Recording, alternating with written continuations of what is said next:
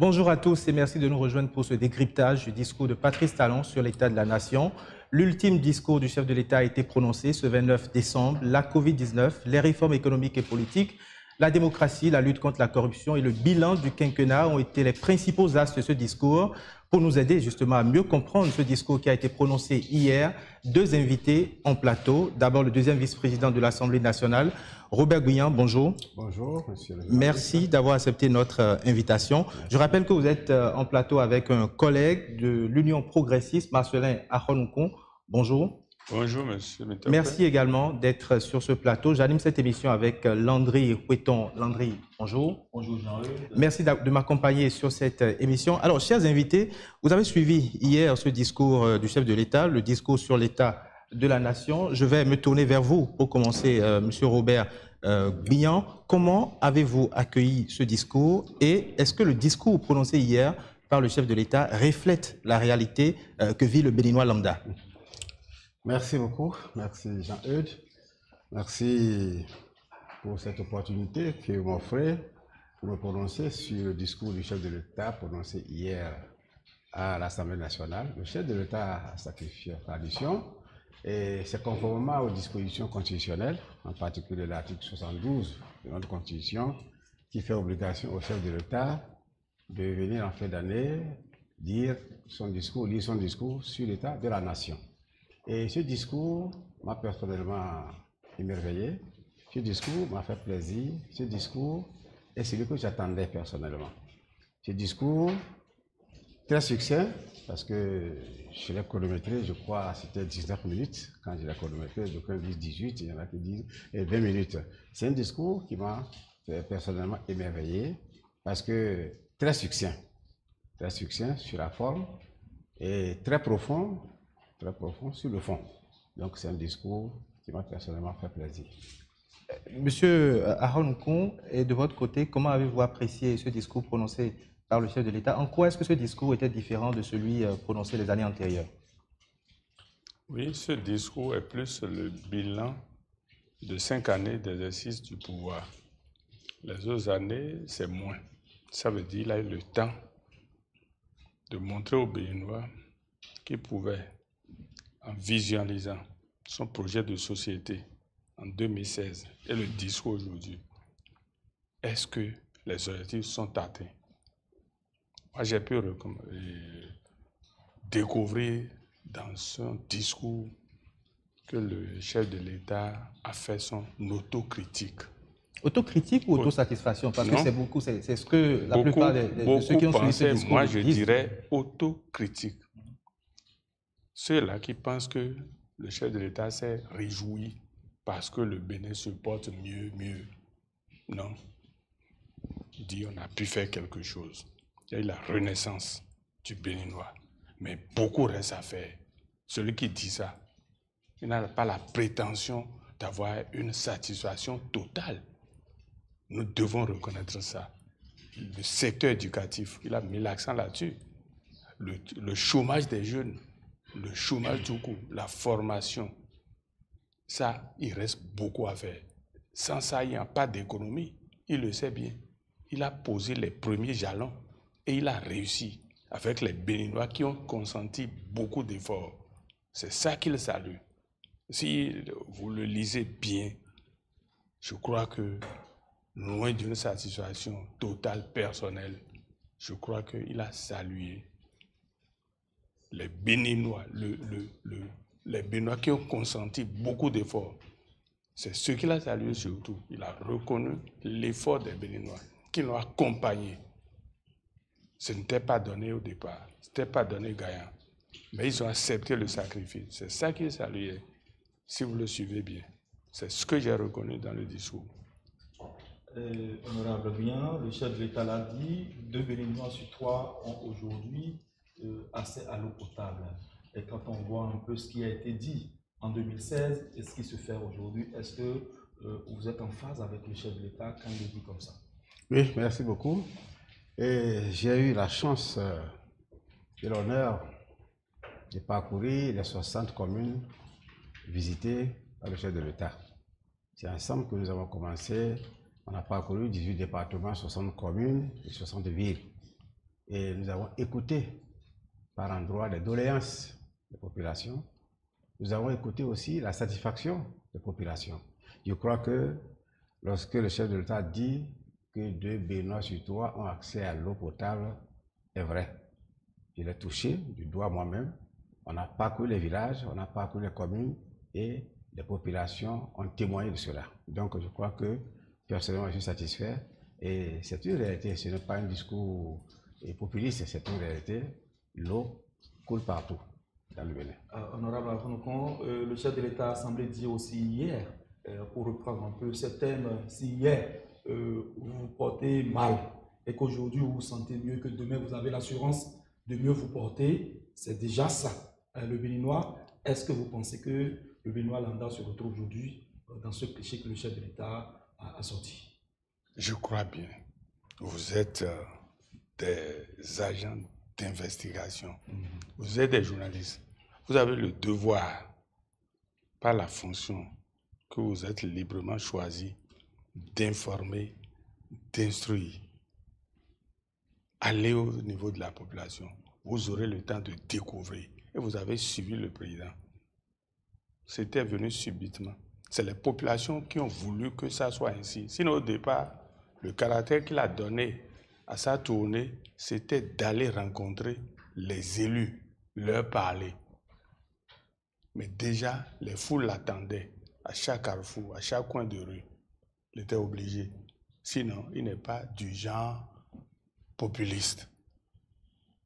Quelqu'un qui a mal fait, serait-il accepté comme ça, applaudi partout? Il est vrai. Les Béninois aiment leur chef.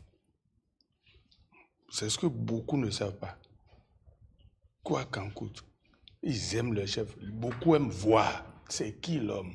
Ils ont soif de le voir. Et ils ont démontré. Et il leur a apporté la nouvelle. Il les a salués. Alors, il leur a dit la vérité sur l'état actuel du pays avant de venir nous dire. Moi, j'ai noté quelque chose. Il n'a pas menti. Il a reconnu que tout le monde n'a pas d'eau. Il disait que tout le monde devait boire l'eau potable en 2021. Il n'a pas hésité à dire que c'est en 2022. Il a reconnu. C'est pas il parle d'autocritique. Il n'a pas dit non, parole d'évangile 2021, tout le monde doit boire. Il a martelé cela. Il sait que l'eau, c'est la vie. Donc, là où il a amené le Bénin aujourd'hui, si on pouvait continuer comme ça, entre nous, nous serons tous satisfaits. Il a posé les premiers jalons d'une économie qui devait véritablement décoller dans notre pays. Le chef de l'État s'est adressé également aux députés. Il vous a félicité d'ailleurs pour le travail que vous faites. Vous nous avez invité tout à l'heure à aller interroger les populations, mais puisque vous représentez les populations, nous vous interrogeons déjà ici sur ce plateau. Bien sûr. Quand on remonte un peu dans ce discours, le chef de l'État disait, je paraphrase, que les Béninois sont aujourd'hui dans un nouvel esprit. Vous, déjà en tant que député, dans quel état d'esprit êtes-vous? Oui, merci beaucoup. Et le nouvel esprit, notre état d'esprit actuel est que nous devons laisser, et nous avons commencé à laisser nos travers de côté. Vous voulez parler de ce que le président a dit concernant les députés en nous félicitant, c'est bien ça? Exact. Oui, bien sûr, il disait, bon, je ne sais pas une honte, il nous a félicités, il nous a remerciés pour avoir mis de côté nos travers en parlant du marchandage qui se faisait à l'Assemblée nationale. Lorsqu'il était question de voter la loi des finances. Bon, il nous a dit par le passé, c'était du marchandage, c'était de l'argent qui coulait. Il fallait intéresser les élus que nous sommes pour accepter de voter une loi des finances et d'autres lois. Et il a même parlé aussi qu'on appelle les plénières, les plénières que nous devons faire sans être prévenus. Qu'on appelle ça? C'était... Vous voulez parler des séances extraordinaires? Les séances, oui. Les séances extraordinaires, il a dit, puisque la séance extraordinaire n'est pas prévue, et c'est pour ça qu'elle est extraordinaire. On a les séances ordinaires, 2 séances ordinaires au cours de l'année, et entre les 2 séances ordinaires, nous avons des sessions extraordinaires. Donc, ces sessions extraordinaires, était marchandé aussi. Il fallait intéresser les députés. Bon, depuis que nous sommes arrivés à la 8e, nous avons laissé ces habitudes-là et ça fait beaucoup d'économies. C'est de ça qu'il est question. Nous avons laissé ce travers. On ne marchande plus de l'argent pour faire les sessions extraordinaires. On ne marchande plus pour voter les lois de finances. Pas parce que nous sommes des députés bénévoles, non. Parce que nous avons étudié le budget. Quand le budget qu'on vient de voter, nous l'avons étudié pendant 1 mois, 2 mois. En tout cas, c'est un budget qui va impulser le développement du Bénin. On l'a voté sans arrière-pensée parce que c'était bien. Les sessions extraordinaires aussi, quand elles sont nécessaires, on voit que c'est les lois qui vont vraiment développer le Bénin. Nous étudions et nous les votons sans marchandage. Au-delà de ce que dit le deuxième vice-président de l'Assemblée nationale, M. Robert Guiyan, qu'est-ce qui a véritablement changé dans la pratique parlementaire, mettons depuis 2 ans, parce que le chef de l'État a dit que vous travaillez plus. Qu'est-ce qui a véritablement changé? Merci. Avant de répondre à votre question, je vais répondre. Vous avez demandé l'état d'esprit des Béninois. Je dis que tout Béninois aujourd'hui, en tout cas moi pour ce qui me concerne, un Béninois patriote doit être fier d'être Béninois. Fier d'être Béninois parce qu'il a consenti beaucoup d'efforts qui ont porté. Vous avez vu le Nigeria, la fermeture des frontières, alors qu'on disait quand le Béninois touche le Béninois, quand le Nigeria touche le Bénin est déjà enrhumé. Nous savons ce que nous avons vécu. On disait tout ça quand le problème sanitaire est arrivé. On a su subir tout ça et pourtant l'économie se porte mieux. Si nous regardons nos poches, nous n'allons pas parler ainsi. Parce que le Bénin croit seul. Le Béninois croit seulement que quand il a les poches pleines, il est bien. Je vais vous dire une chose. Observez, sous d'autres régimes, j'ai vu des directeurs haut placés, directeurs généraux haut placés, qui ont exercé sous des régimes pendant 2 ans. Vous les voyez, ils ont perdu du poids. Ils ont perdu du poids. D'autres sont malades jusqu'à aujourd'hui. Et on a constaté, parce qu'il a été directeur en ce temps-là, il a travaillé plus qu'il ne fallait. Et comme ça, il est coulant aujourd'hui. Mais au temps de ce régime, où on dit qu'il n'y a plus rien à se mettre sous la dent, où on travaille seulement, il n'y a plus les prébans, les ceci, les cela. Mais quand vous les voyez, ils sont à l'aise. Donc ce n'est pas l'argent seulement. Ça veut dire que l'argent bien tombe dans les poches. Donc ce qu'on fait avec notre argent, nous savons. Donc l'État, une satisfaction. Et je reviens maintenant à la question, très rapidement. À la question de savoir si ce que le doyen a dit, je l'appuie. Je dis que le chef de l'État, il a dit partout où il est passé que nous célébrons nos travers. Il a parlé comme si j'étais à côté pour lui souffler des choses. Moi, on me connaît là où j'ai été élu député. Je vous donne l'exemple, le parking de Rouegbo, parking automobile de Rouegbo. Vous savez ce qu'ils disent de moi?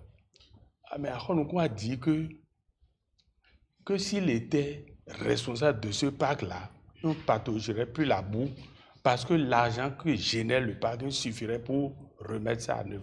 Donc si lui est ici, on ne va plus manger. Comme ça, on ne va pas voter pour lui. Parce que je sais ce qu'ils en font. Aujourd'hui, petit à petit, on empêche la gabégie. L'État, l'autorité de l'État est affermie aujourd'hui. Les gens ont peur de l'État aujourd'hui. Donc, je crois que la satisfaction, dans la rue, ça se sent. Et ça suscite l'admiration de tout le monde entier. Et si on avait un gouvernement, un régime comme cela depuis 40 ans, je crois qu'on ne serait pas à cette étape aujourd'hui. Si bien que ce que le président est venu dire au Parlement hier, ce n'est que ce que nous savons déjà. Vous et nous, vous là, et tout le reste des Béninois, ont consenti d'efforts qu'il faut saluer. Il est vrai, nous avons l'habitude d'avoir de l'argent dans nos poches. On va parler des réformes politiques tout à l'heure, Landry. Je voudrais déjà, honorable Guiyan, vous dire que vous êtes membre influent du Bloc républicain et vous êtes aussi vous faites partie de ceux-là qui ont accompagné le chef de l'État pour les 5 années de gouvernance. Dites-nous la main sur le cœur. Quel est votre bilan? Quel est votre bilan? Quel bilan faites-vous? Personnellement ou bien? Personnellement, quel bilan faites-vous de la gouvernance du chef de l'État, puisqu'il dit, a priori, il a réussi son mandat. Oui. Vous, pensez-vous qu'il a réussi? Voilà. Vous avez demandé qu'est-ce que je pense du bilan du chef de l'État. Oui. Je pense que le bilan du chef de l'État est mon bilan. Je me sens solidaire de son bilan. C'est ensemble que nous avons voté pour lui, c'est ensemble que nous avons, au second tour, battu campagne pour qu'il soit élu. Il est élu. Tout le bilan qu'il fait aujourd'hui, c'est mon bilan. Je suis entièrement à ses côtés et je me retrouve à travers ce bilan-là. Donc je ne peux pas dire personnellement, mais je dirais globalement, et nous, au sein du parti, parce que ma personne ne compte pas. Notre parti, le Bloc républicain, c'est vrai, je suis le secrétaire général national adjoint, deuxième, et tout le bilan que le chef de l'État vient de faire à travers les 60 communes, ce bilan élogieux, je le dis, je le confirme, ce bilan positif est mon bilan aussi et le bilan de notre parti. Nous l'avons accompagné et nous sommes fiers, nous sommes satisfaits de ce bilan-là. Qu'est-ce qui n'a pas marché? Qu'est-ce qui n'a pas marché? Ce qui n'a pas marché, c'est pour personne de constater, mais je vais vous dire globalement, tout a presque marché. Tout a marché. Tout est rose alors? Non, attendez, c'est quoi? Tout est rose alors? Oui, non, bon, je ne dis pas que tout est rose, mais je peux dire à 95%, 90%, parce qu'il faut partir du programme d'action du gouvernement. Le programme d'action du gouvernement, au début, vous voyez, les gens disaient que c'était un catalogue d'intentions, mais quand on fait le point, quand on prend point par point, on se rend compte que le bilan est complet, presque complet. Lorsque vous me permettez, quand je prends le cas de l'eau, tout à l'heure vous avez parlé, et est-ce que nous sommes satisfaits? Je dirais que l'eau a été, la couverture en matière d'eau est de 72% actuellement sur le territoire national. Et le président a dit, c'est vrai, ça dépasse son bilan, autour de 2022, que tous les ménages auront l'eau. À défaut d'avoir l'eau dans sa concession, on peut quand même avoir l'eau à proximité, 100 mètres, 200 mètres, 500 mètres. Ça, c'est déjà bien. L'électricité, l'énergie, laissez-moi parler. Oui, l'énergie, par exemple. Oui. Mais on ne le sent pas. Mais avant 2016, vous savez ce que nous vivons. Nous n'arrivons pas à payer nos redevances électriques par rapport au Nigeria, par rapport à Kosovo, par tout ça. Là. On avait laissé une dette énorme de 40 milliards. C'est ça qui entraînait les coupures intempestives. Aujourd'hui, non seulement nous avons payé les 40 milliards de dettes, mais on a construit une centrale électrique, Marie-Gleta. On peut l'appeler numéro 1 ou numéro 2. Moi, je préfère qu'on l'appelle numéro 1 parce que le numéro 1 a échoué. Le numéro 1 a échoué. Donc, avec cette centrale, nous arrivons à couvrir plus de la moitié de nos besoins en énergie. Et nous nous apprêtons, je crois que c'est presque déjà lancé, d'ici janvier, ça va commencer, la construction d'une deuxième centrale électrique. D'ici 18 mois, elle va nous permettre de couvrir l'ensemble de nos besoins avec d'autres installations qu'on appelle de centrales photovoltaïques, une cinquantaine, je crois. Mais avec tout ça, le Bénin va couvrir la totalité de ses besoins et qui va même permettre, cela nous permettra même d'exporter et de vendre l'énergie au-delà de ça. Donc, vous voyez, quand on prend étape par étape, on pense quand même qu'on peut dire, on peut affirmer que le bilan du chef de l'État est globalement positif. Je continue bien. On va d'abord se retourner vers votre collègue Marcelin. On va poursuivre d'abord, on va revenir à vous tout à l'heure. Quand on se réfère toujours à ce discours, au niveau des réformes politiques, le chef de l'État a notamment parlé de la réforme du système partisan. Il a parlé également des nouvelles règles pour l'organisation des élections qui ont déjà été expérimentées en 2020 et qui seront encore éprouvées, c'est ce qu'il a dit, en 2021 à travers l'organisation de la présidentielle. Mais en face, il y a un autre discours, celui des démocrates, qui présente beaucoup de revendications. Rien sur tout ce qui a été entendu ces derniers jours, proposé ou demandé, je vais dire, par les démocrates. À quoi est-ce qu'on doit s'attendre en 2021? D'accord, faisons le point. Faisons le point. Si on fait le point, est-ce qu'on peut faire marche arrière? On a expérimenté déjà le système, les lois. Et la réforme du 16 partisan afin d'être déjà une législature. Les communales ont été organisées. Il ne reste que la présidentielle pour dire si c'est bien ou pas. Ça a permis d'aller 2 fois aux élections, 2 fois aux urnes. Donc, je crois que, comme on le dit, pas dans des conditions pacifiques, il faut le rappeler. Pas dans des conditions pacifiques, parce que nous l'avons voulu. Nous l'avons voulu. C'est comme ils ont commencé encore. Au lieu de se préparer pour les élections présidentielles, trouver un candidat, déjà susciter une candidature vraie. Non? Ils sont en train de demander qu'on aille. Attends, si on suscite une candidature vraie, puisque vous êtes avec nous, le peuple sera témoin et cela sera parrainé. Puisque vous êtes avec nous, en plateau, comment ça se passe avec l'opposition? Que font les députés UP et BR aujourd'hui pour pouvoir parrainer des candidats de l'opposition? Mais nous allons parrainer, vous serez surpris. Ils ont déjà pris langue avec vous. Tous ceux qui veulent aller, ils auront leur parrainage. C'est le président Talon qui aura peur d'affronter qui? Je vous le dis sincèrement, ils iront aux élections. Dites-leur. Si vous pouvez les rencontrer. Il y aura un second panel tout à l'heure avec les membres du parti, les démocrates. Au lieu d'aller chercher un candidat et le soutenir bien. C'est ce qu'ils ont fait. Quelqu'un a évoqué tout à l'heure, au temps du président Yahi, au lieu de courir maintenant à 3 mois, ils sont en train de dire de faire une remise totale à plat. Ça veut dire retour en arrière. C'est sérieux? Ce ne sera pas possible. Le ridicule ne tue pas le béninois. C'est pourquoi. Sinon, ils n'ont. On va laisser M. Robert Bilan réagir rapidement. Au lieu d'aller chercher un candidat, mais c'est grave. On va laisser le deuxième vice-président réagir rapidement. D'accord, merci beaucoup. Nous sommes dans un état de droit. Comme vient de dire le colonel, que dis-je, le président Harold Loukou, c'est le président du groupe parlementaire Union progressive à l'Assemblée nationale, au passage. Et vous ne voulez pas de parrainage ou bien que... Allez-y sur la question du parrainage. Sur le parrainage. Oui, voilà. D'après vous avez posé la question de savoir est-ce que l'opposition aura le parrainage. Bien sûr. Le parrainage, ce n'est pas une affaire d'un député. Le parrainage, c'est un acte républicain.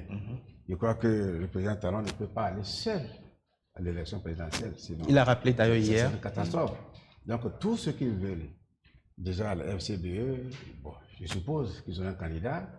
Les démocrates, je suppose qu'ils ont un candidat. D'autres formations politiques considèrent les candidats. Notre souhait, c'est qu'on ait 3, 4, 5, 6, 7, 8, pourquoi pas 9 candidats. Et les parrainages seront accordés, contrairement à ce que vous croyez. Il y en a qui disent, mais vous êtes de la mouvance, pourquoi vous avez parlé de l'opposition? Non, il faut permettre à tout Béninois qui remplit les conditions, qui a quand même du monde derrière, qui est supporté par des partis crédibles, d'être candidat, d'avoir la possibilité de se mesurer avec d'autres candidats. Donc, je crois que c'est comme ça. Le parrainage, ce n'est pas une affaire exclusive. Et ce n'est pas que nous avons mis ça pour exclure les gens, non. Le parrainage sera une action inclusive. Nous allons parrainer tout le monde. La question du parrainage reste une préoccupation majeure. Le bloc républicain décidera d'accompagner le chef de l'État et pourra avoir une candidature de l'opposition à parrainer, c'est possible? Oui, bien, c'est ce que je viens de dire. Le chef de l'État, il n'a besoin que de 16 parrains. Sur 159, je crois, hein, c'est 159 députés et maires. Oui. Il prend 16, il reste encore beaucoup, plus de 140, 145. Donc nous allons parrainer. Je vous disais que le parrainage n'est pas une affaire d'un parti, qu'il soit le bloc républicain, qu'il soit Union progressiste. Nous allons parrainer tous les candidats qui désirent être candidats. Cela posera forcément un problème d'idéal politique. Un problème d'idéal politique, de vision politique. Non, pas du tout. Il y en a qui disent, mais toi tu es du l'UP, ou toi tu es du bloc républicain. Si tu parraines un candidat des démocrates ou bien des FCB ou bien d'autres, c'est comme si tu les soutiens. Non. Apporter son parrainage ne signifie pas qu'on soutient un candidat. On lui permet de remplir les conditions pour aller à la compétition. C'est ce que ça veut dire.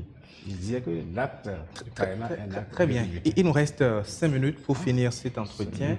On retient également de ce discours que le chef de l'État a abordé la question de la lutte contre la corruption. En 2018, déjà, il y a 2 ans, je crois que vous étiez au Parlement. Dans son discours, il disait déjà à l'avènement de la CRIET que la CRIET était cet outil ou cet instrument qui manquait dans l'arsenal juridique au Bénin. 2 ans plus tard, Est-ce que vous avez toujours le même sentiment? Massolé Arononkon, et puis on va finir avec vous, Robert Gouyan. Bien sûr, bien sûr. Il faut toujours des moyens coercitifs. Vous ne voyez pas que s'il n'y avait pas ça, est-ce qu'on pourrait mettre au grand jour toutes nos déviances?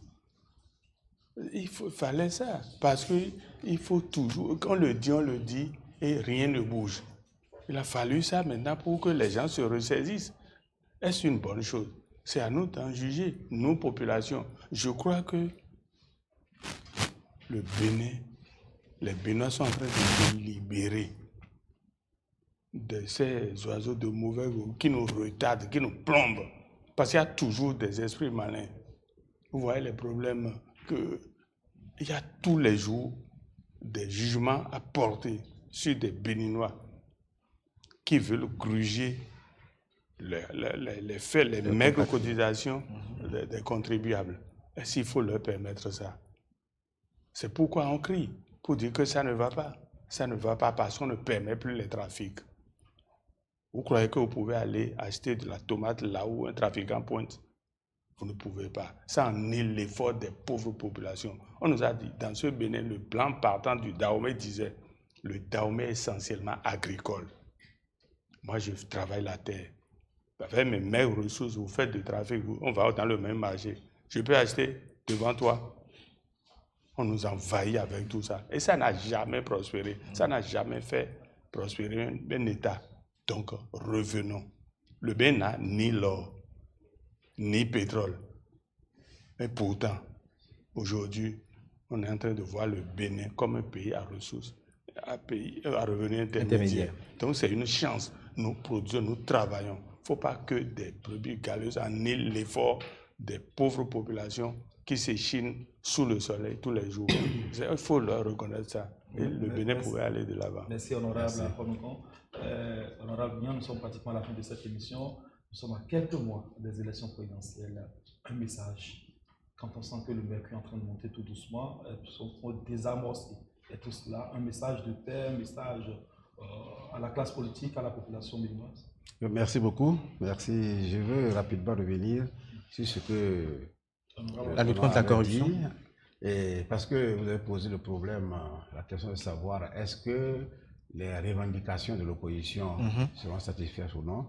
Non, je dis que concernant notamment le parrainage, le code électoral. Concernant le parrainage, oui, tout ce que vous-même, vous savez, ceux qui le demandent même savent que ce n'est pas possible. On ne peut pas, à 3 mois des élections, qu'on appelle bannir toutes les lois électorales, toutes les lois de la République. Non, force doit rester la loi, une loi votée, qu'elle soit bonne ou mauvaise. Mais pourquoi l'opposition, selon vous, aujourd'hui, emprunte ce couloir?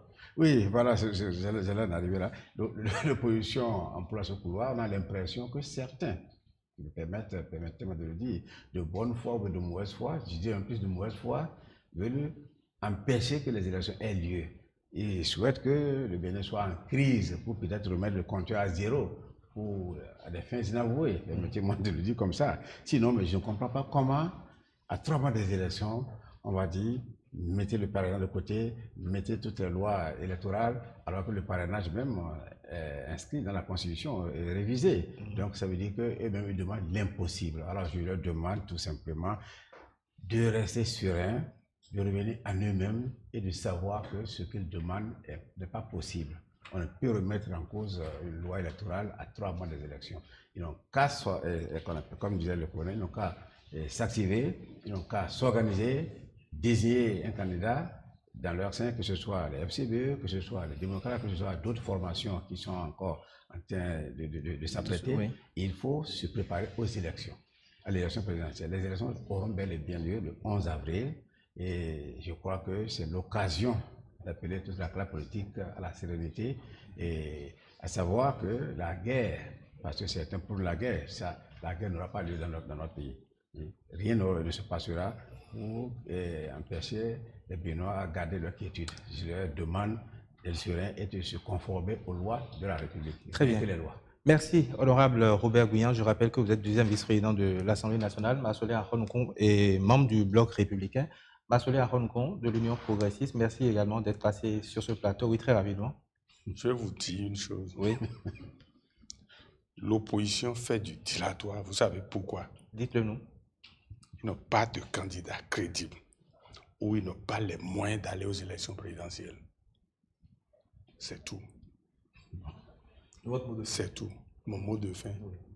Je demande à tous les Béninois d'être tranquilles et sereins que, comme l'a dit le président de la République, les élections présidentielles seront une fête. Très bien. Merci, chers téléspectateurs. Merci, Landry Péton. Merci et à bientôt. Merci.